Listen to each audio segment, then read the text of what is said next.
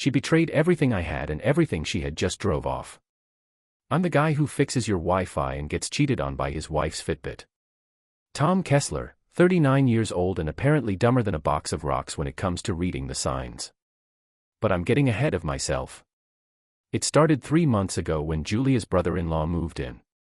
Dwayne Harper, 29, unemployed and sporting the kind of confidence that only comes from never having to pay your own bills.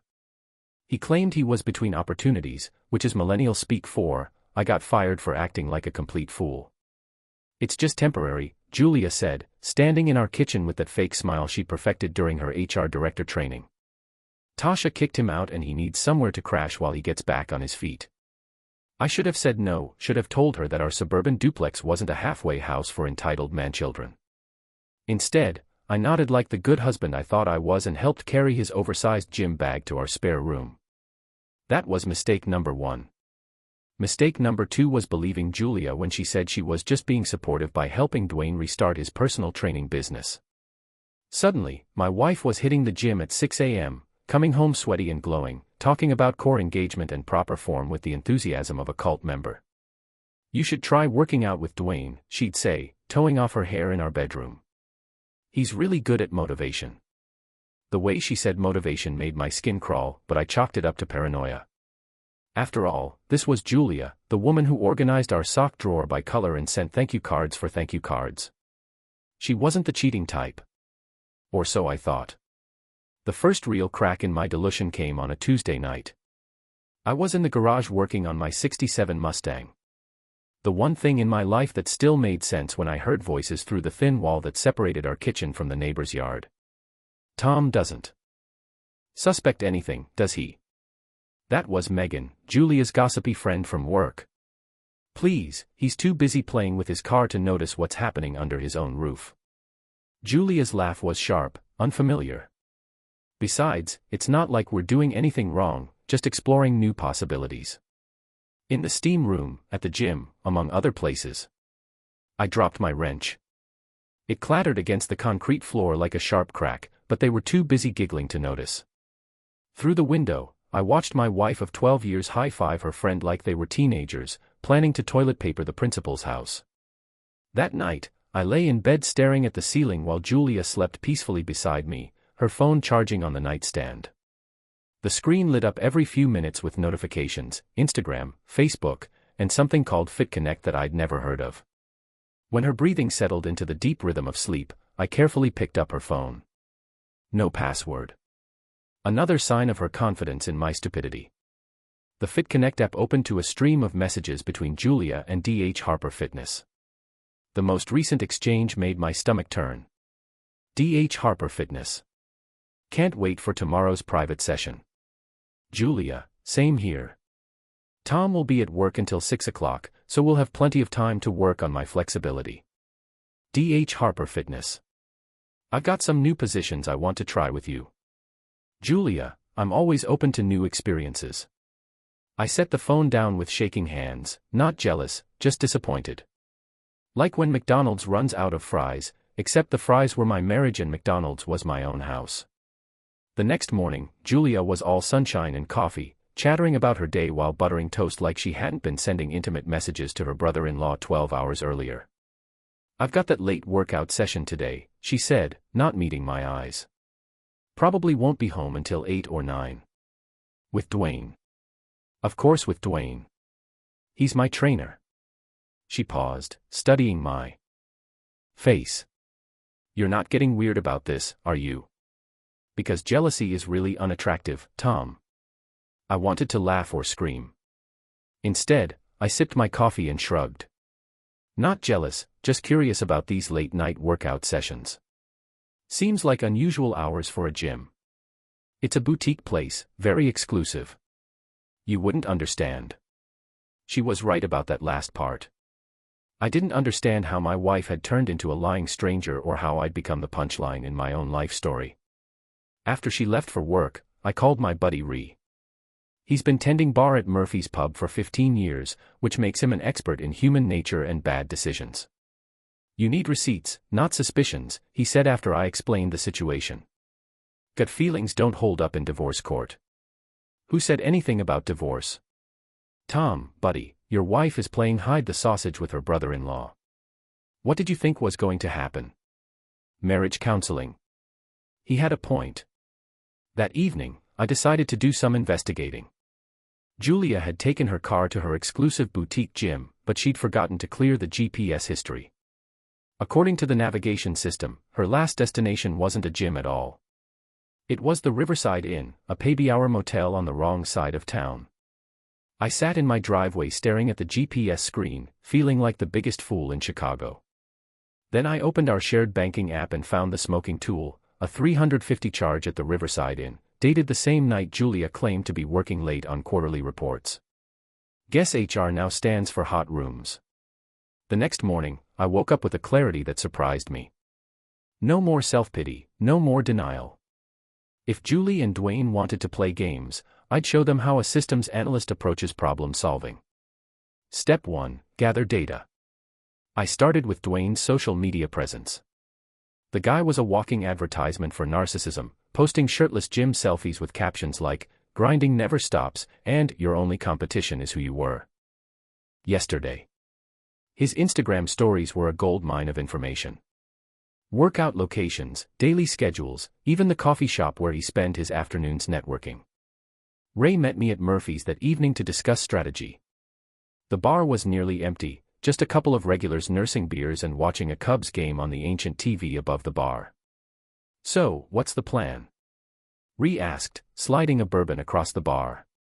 "You going to confront them? Hire a lawyer? Burn the house down? Something more elegant?" I said Dwayne's whole identity is built on his image. Personal trainer, fitness influencer, alpha male. What happens when that image gets destroyed? Depends how you destroy it. Publicly, thoroughly, and with maximum humiliation, Ray grinned.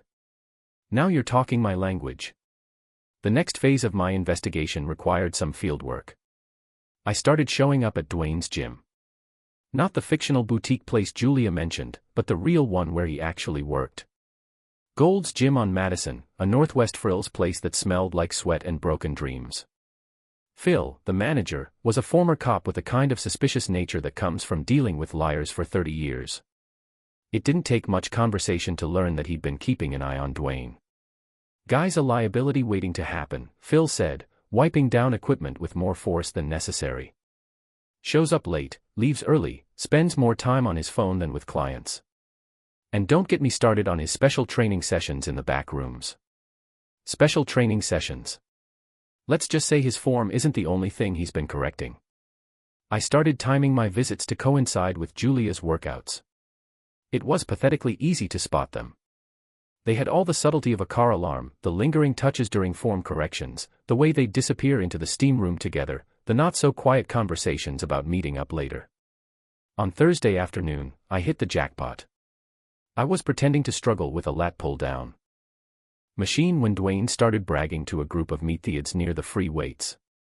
"You guys don't understand the art of personal training," he was saying, loading plates onto a barbell. "It's about reading your client's needs. Some people need motivation, some need discipline, and some..." He glanced toward the women's locker room where Julia just disappeared. "Some need very personal attention." "What kind of personal attention?" one of the guys asked. "The kind that requires extra flexibility training, private sessions, one-on-one instruction, and proper mounting techniques." The group erupted in laughter. "Let's just say I've been helping a certain married client discover muscles she didn't know she had." I'd heard enough. As Dwayne moved to the bench press, I walked over and offered to spot him. He was so busy basking in his buddy's admiration that he didn't recognize me. "Thanks, man," he said, lying back on the bench. "I'm going for a personal record today." "I bet you are." He pressed the bar up, muscles straining. On his third rep, I let the bar slip just slightly in my grip. Not enough to hurt him, but enough to make him panic and drop the weight with a crash that echoed through the entire gym. Every head turned as Dwayne lay there, red-faced and sputtering. "Sorry," I said loudly. "Guess I'm not as experienced with handling other people's loads as some guys." The meathead snickered. Dwayne glared at me, but there was nothing he could do without admitting he'd been showing off. I walked away feeling better than I had in months. That night, I made copies of every screenshot from Julia's phone, every GPS location, every suspicious charge on our credit cards. Then, I did something that would have made my old IT security instructor proud. I created an anonymous email account and sent the juiciest screenshots, the ones with explicit details about positions and flexibility training, to an email address I'd found in Dwayne's gym bag.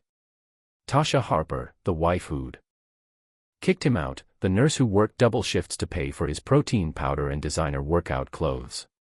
If you're going to play dirty, bring a mop. The explosion came sooner than I expected. I was at the gym the next morning, legitimately working out this time, when Tasha's call came through Dwayne's Bluetooth speaker during the packed 7 a.m. class. Her voice boomed across the entire gym floor. "Dwayne Harper, care to explain these photos?" 30 people stopped mid-rep. The instructor froze with her arm raised in a warrior pose. Dwayne, who'd been demonstrating proper squat form to a group of housewives, went white as a protein shake. "Natasha, baby, I'm in class right now." "Oh, you're in class? Is that what you call screwing married women in steam rooms?" The housewives gasped. Someone's water bottle hit the floor. I continued my bicep curls, trying not to smile. "I can explain." "Explain this." The sound of her phone buzzing came through the speaker. Quote, "Can't wait to work on your deep stretches tonight. I've got some new positions that'll make you sweat." End quote. "Ring any bells, you cheating piece of garbage." Dwayne fumbled for his phone, but the damage was done. The entire gym had heard every word. He bolted from the class, leaving his gym bag behind, but Tasha wasn't finished. And another thing, her voice followed him as he ran for the exit. "I found the motel receipts, the Riverside Inn. Seriously, I wouldn't take my dog to that play." The gym erupted in whispers and nervous laughter. Phil appeared from his office, shaking his head. "Well, that's one way to cancel a membership." I finished my workout and headed home, where Julia was getting ready for work. She seemed agitated, checking her phone every few seconds. "Everything okay?" I asked innocently. "Dwayne's having some personal issues. His wife is being completely unreasonable about some misunderstanding." "What kind of misunderstanding?" "The kind that's none of your business, Tom." She snapped her phone case shut and grabbed her purse. "I might be late tonight. I need to help him sort this out." "How supportive of you." She paused at the door, studying my face. "What's that supposed to mean?" "Nothing. Just admiring your dedication to family." After she left, I got a text from Ray. "Turn on Channel 7. Your boy made the news." I flipped on the TV to find a reporter standing outside Gold's gym. The headline read, "Fitness Instructor's Affair Exposed in Viral Social Media Meltdown." Apparently, someone had recorded Tasha's speakerphone tirade and posted it on TikTok. The video had already gotten 50,000 views and counting. The comments were brutal. "This is why I don't trust personal trainers. The second-hand embarrassment is real." Plot twist. His wife is a savage. By noon, Dwayne's Instagram account had disappeared. His Facebook page was flooded with laughing emojis. Gold's Gym posted a statement distancing themselves from the actions of a former employee. Former employee Phil had fired him before lunch. "I was admiring my handiwork when Julia came home early, slamming the front door hard enough to rattle the windows. This is insane," she said, pacing around our living room like a caged animal. Tasha completely lost her mind. She's destroyed Dwayne's entire career over some innocent text messages. Innocent. They were taken out of context. Dwayne was just being motivational. Is that what we're calling it? She stopped pacing and stared at me. "What is your problem lately? You've been acting weird for weeks." I could have ended it right there. Could have laid out everything I knew and watched her scramble for excuses. Instead, I decided to let her dig the hole deeper. "No problem. Just wondering why you're so invested in your trainer's marriage troubles." "Because he's family, Tom, and family support says each other." Even when family makes mistakes, Dwayne didn't make a mistake. He's the victim here. Tasha's always been jealous of his success, his clients, his whole lifestyle. She's using T. This as an excuse to destroy him. The conviction in her voice was almost impressive. She actually believed her own lies. Or at least she'd convinced herself she did. That evening, while Julia was at emergency damage control dinner with Megan, I paid a visit to Dwayne's house. Tasha had apparently thrown him out again because his Jeep was parked in the driveway and the lights were off. Ray met me there with supplies. Industrial-strength glue, glitter, and a bag of dirty gym socks from Murphy's Lost and Found. "This feels juvenile," I said, squirting glue around the front door frame. "The best revenge always does," Ray replied, stuffing socks into the Jeep's exhaust pipe. "Besides, the guy's been acting like a teenager. Time he got treated like one." We worked quickly and quietly. Glue around the door and windows. Glitter mixed with maple syrup under the windshield wipers. A protein powder container on the front step with cheater written in permanent marker. The pièce de resistance was Ray's idea. A sign in the front yard that read, "Congratulations on your viral fame," with a QR code that linked directly to the TikTok video. By morning, the video had hit 1 million views. Someone had turned it into a remix with auto-tune vocals. A local radio station was playing clips during their morning comedy segment, and Dwayne was trapped in his own house, pounding on the glued-shut door while his neighbors filmed through their windows. I watched the chaos unfold from my car parked a safe distance away. This wasn't a marriage anymore. It was a team sport. And Julia had just traded jerseys. Time to show her what happened to players who switched sides. Julia's workplace was a glass and steel monument to corporate mediocrity. The kind of building where dreams go to die in conference rooms. I'd been there exactly 3 times in 12 years of marriage. 2 Christmas parties and 1 bring your spouse to work day that Julia had reluctantly agreed to. But I knew the layout and more. Importantly, I knew Julia's boss. Sandra Martinez was a no-nonsense woman who'd clawed her way up from receptionist to VP of Human Resources through sheer competence and an intolerance for workplace drama. She had made it clear at both Christmas parties that she ran a tight ship and expected her employees to maintain professional standards, which made my next move almost too easy. I walked into the building at lunchtime, wearing my best suit and carrying a manila envelope marked Lost and Found. The receptionist barely looked up as I approached her desk. "Hi, I think someone from HR dropped this in our parking garage," I said, placing the envelope on her desk. "Found it by the elevators. Looks important." She glanced at the envelope, which was addressed to HR department, confidential. Inside were printed copies of Julie and Dwayne's steamiest text exchanges along with the motel receipts and a note. "Thought you should know what your employees are doing on company time. I'll make sure it gets to the right person," the receptionist said. I thanked her and left, knowing that the right person would be Sandra Martinez. And Sandra Martinez didn't tolerate employees who made the company look bad. 2 hours later, Julia called me sobbing. "Tom, something terrible happened. Someone sent fake screenshots to my boss. Completely fabricated messages between me and Dwayne." Sandra called me into her office. And what? "She's putting me on administrative leave pending an investigation. She says I violated company policy about relationships with vendors." Vendors. Dwayne was technically contracted through our employee wellness program. Sandra says even if the messages are fake, the appearance of impropriety is enough to warrant disciplinary action. I made sympathetic noises while mentally calculating how much Julia's salary contributed to our household income. 60%. This was going to hurt her a lot more than it hurt me. "I'm sure it'll work out," I said. Truth has a way of coming to light. That evening, Julia was too distraught to go to her usual workout session. Instead, she sat on our couch, frantically texting and making phone calls. I caught fragments of conversation. Completely innocent relationship. When someone's trying to sabotage me, need to find out who did this. While she spiraled, I drove over to Dwayne's neighborhood. The glue had been cleaned off his door, but the damage to his reputation was permanent. A "for rent" sign sat in his front yard, and his Jeep was nowhere to be seen. I found him at a 24-hour laundromat 3 blocks away, washing clothes, and looking like he'd aged 10 years in a week. His Instagram-perfect hair was greasy, his designer workout clothes replaced with a stained t-shirt and sweatpants. He looked up when I walked in and recognition dawned slowly. "You," he said. "You're Julia's husband, Tom Kesler." We haven't been properly introduced. He stood up, trying to reclaim some of his lost swagger. Look, man. Whatever Julia told you. She didn't tell me anything. She didn't have to.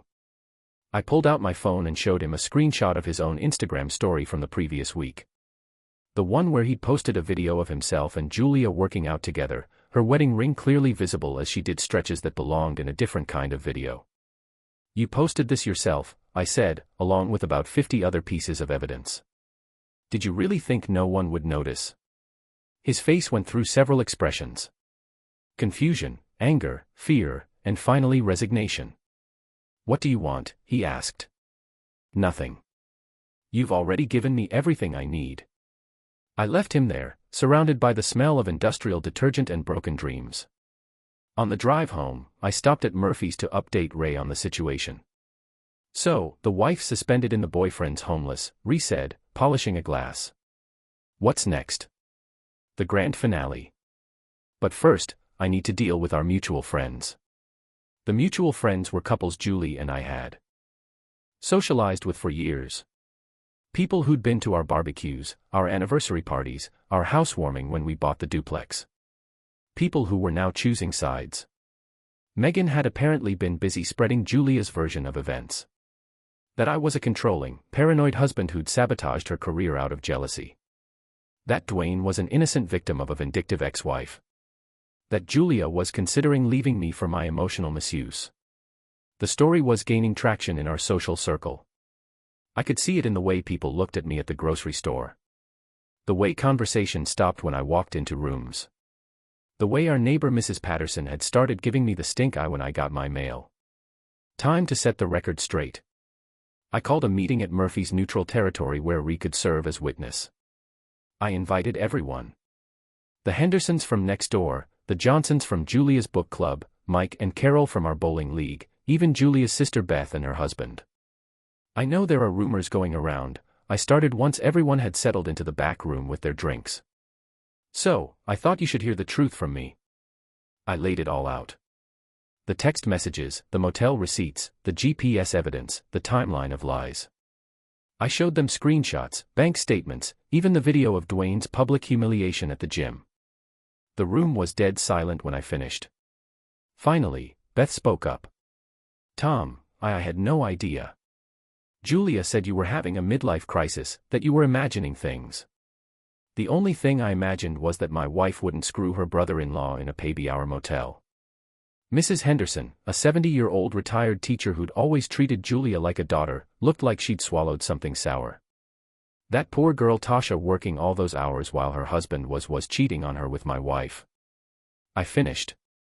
Yeah, it's been a real team-building exercise. Mike from the bowling league shook his head. Julie always seemed so together. Professional. Apparently, her professionalism extends to areas I wasn't aware of. The meeting broke up with awkward handshakes and promises to stay in touch, but I could see the shift in their faces. The doubt had been replaced with disgust, and the disgust was directed at Julia, not me.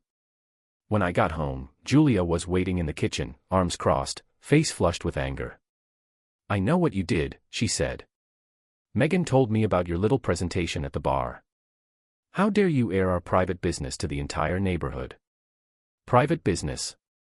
You mean like the private business you've been conducting at the Riverside Inn? She flinched like I'd slapped her. That's not it's not what you think. Then explain it to me. Explain the text messages. Explain the motel charges. Explain why your workout sessions always happen when I'm not home. For a moment, I thought that she might actually tell the truth. Her mouth opened, closed, opened again. Then her face hardened. I don't owe you any explanations. Can't trust your own wife. That says more about you than it does about me. You're right, I said. It says I married someone I didn't really know. She stormed out, slamming the bedroom door behind her. I heard her on the phone a few minutes later, voice muffled, but clearly agitated, probably calling Dwayne or Megan or whoever was still willing to listen to her version of reality. It didn't matter. Tomorrow was Saturday, and I had one final surprise planned. Something that would end this charade once and for all in front of everyone who mattered. The last laugh was going to be mine. Saturday morning arrived with the kind of crisp autumn air that makes everything seem possible. I was up early, setting the stage for what I'd started thinking of as the reckoning. Julia was still asleep or pretending to be when I began moving my classic car parts from the garage to the driveway. The '67 Mustang had been my father's car, then mine. Every bolt, every piece of chrome, every drop of oil in that engine represented hours of work. Memories of better times and the kind of honest craftsmanship that seemed to be disappearing from the world. It also represented the one thing Julia had always resented about me: my refusal to sell it and use the money for practical home improvements. By 10 a.m., I had everything arranged. The car in the center of the driveway, tools spread out on a tarp, and a Bluetooth speaker playing classic rock, just loud enough to attract attention. Mrs. Patterson was already peeking through her curtains, and I could see the Henderson kids watching from their front yard. Julia emerged around 11 o'clock, coffee in hand, wearing the kind of casual outfit that probably costs more than most people's monthly car payment. "What's all this?" she asked, gesturing at my automotive display. "Spring cleaning. Thought I'd work on the car outside today. Beautiful weather for it." She frowned. "Tom, we need to talk about yesterday. About the things you said to our friends." "What about them? You made me look like some kind of cheating wife." Her jaw tightened. "I never cheated on you. Whatever you think you saw, whatever twisted narrative you've created in your head, you're wrong." I straightened up from the engine compartment, wiping my hands on a rag. "Julia, I have screenshots of your text messages. I have motel receipts. I have video of you and Dwayne together. What exactly am I wrong about?" "The context, the interpretation. Dwayne was helping me plan a surprise for you. A fitness program, a way to get you more active. The messages were taken out of context and the motel." She paused, scrambling for an explanation. "We were scouting locations for a company retreat." Even for Julia, this was impressively creative fiction. A company retreat at a baby-hour motel. It was research. We were looking at all kinds of venues. I had to admire her commitment to the lie. Even with her career in ruins, her lover homeless, and her social circle turning against her, she was still doubling down. "Okay," I said, "let's say I believe you. Let's say everything has an innocent explanation. What about this?" I pulled out my phone and played a video I'd recorded the previous week. Dwayne's voice came through the speaker, clear as day. "Let's just say I've been helping a certain married client discover muscles she didn't know she had." Julia went pale. "Where did you get that?" "Gold's Gym." He was bragging to his buddies about his special training sessions with married women. Very motivational. For the first time since this whole mess started, Julia looked genuinely shaken. The confident mask slipped, revealing something desperate underneath. "Tom, please, we can work this out. Marriage counseling, therapy, whatever you want, but don't throw away 12 years over a mistake." "A mistake? Julia, you've been screwing your brother-in-law for months. You lied to me, to your boss, to our friends. You destroyed another woman's marriage and ruined your own career. That's not a mistake. That's a pattern." Neighbors were starting to emerge from their houses, drawn by the raised voices. Mrs. Patterson had abandoned all pretense and was openly watching from her front porch. The Hendersons were in their driveway, pretending to check their mail while obviously listening. Perfect. An audience for the finale. "You want to know the really sad part?" I continued, my voice carrying across the quiet suburban street. "You could have just asked for a divorce. Could have been honest about being unhappy, about wanting something different. Instead, you chose to humiliate both of us. I never meant for it to go this far. But it did go this far. And now everyone knows. Your boss knows. Your coworkers know. Our friends know. The entire internet knows. Thanks to Dwayne's viral meltdown." Julia looked around, suddenly aware of our growing audience. "Can we please discuss this inside?" "Why?" Embarrassed, worried about what the neighbors might think. Before she could answer, a familiar Jeep turned onto our street. Dwayne, apparently deciding that discretion was no longer necessary, pulled into our driveway behind my Mustang. He got out of the car, looking like a man with nothing left to lose. His designer workout clothes were wrinkled, his perfect hair disheveled, his usual cocky swagger replaced with desperate determination. "Julia, baby, we need to talk," he called out, completely ignoring me and the growing crowd of neighbors. "Dwayne, not here," Julia hissed. "Not now." "When then?" "You won't answer my calls. Tasha's filed for divorce, and I'm living in my car. We need to figure this out." I stepped back and crossed my arms, enjoying the show. This was better than anything I could have planned. "There's nothing to figure out," Julia said, her voice shrill with panic. "We talked about this. It's over." "Over?" Dwayne's voice cracked.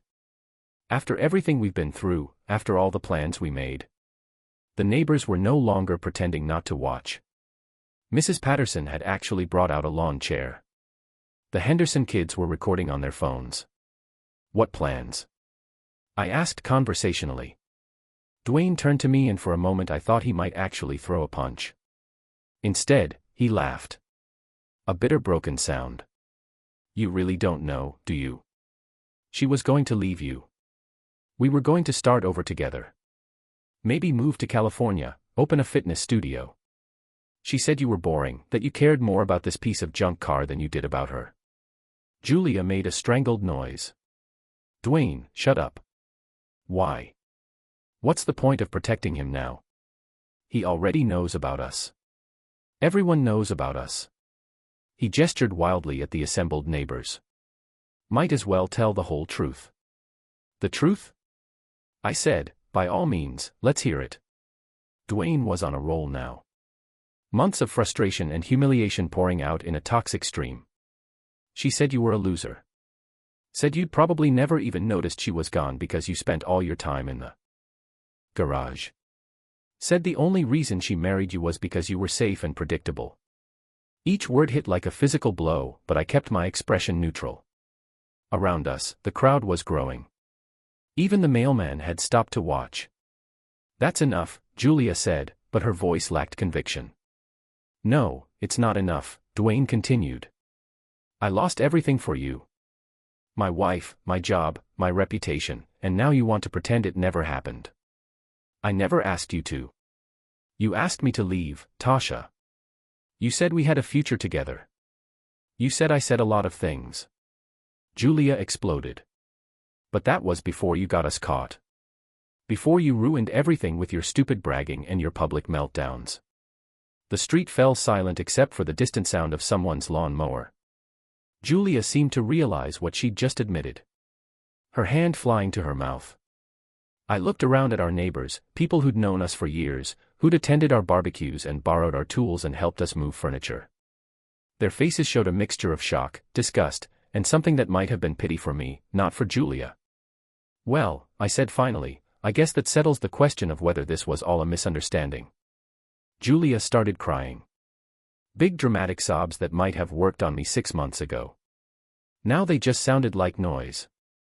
"Tom, please. I'm sorry.